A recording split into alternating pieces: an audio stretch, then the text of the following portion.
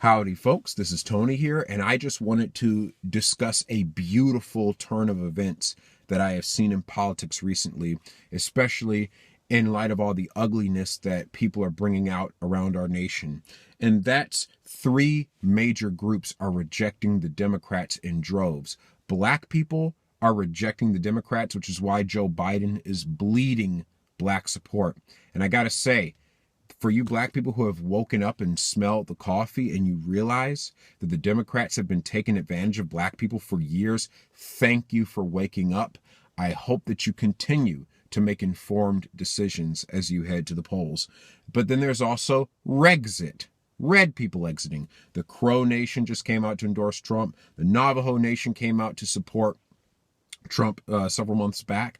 And I just want to say that is beautiful too, because natives don't need a handout. Natives need an opportunity. And I think that that is just awesome to see that people are realizing just because you're not white doesn't mean you have to vote blue.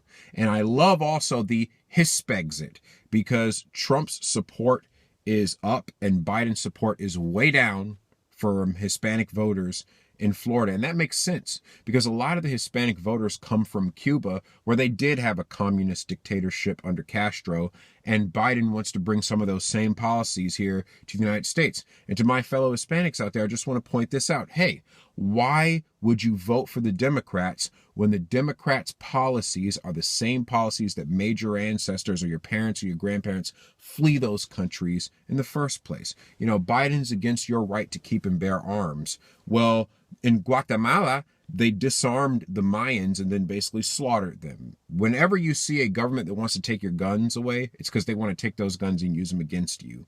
So that's just a little something to think about.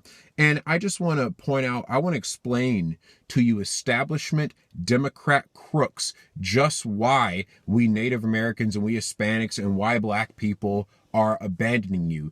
It's because you treat us like children, and it's because you don't have a plan. Now, I want to first talk about the not having a plan part. When I see Trump posters and Trump yard signs all over the place, you know what I see at the bottom? It says, "Make America Great Again." Or it says, "Keep America Great." But either way, it speaks to a message. And that message is, we want to rebuild the American economy. We want to rebuild national defense or our security or things like that. But it emphasizes that they want to rebuild America. When I see a Biden-Harris poster, the few times I've actually seen one, it just says Biden and Harris on it. There's no message. There's no agenda. There's no objective. It's just vote for us because we're on the blue ticket.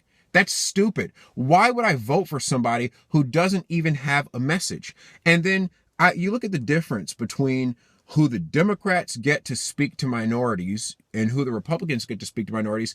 I can't buy what you're selling, Democrats. I'm sorry, you have no plan.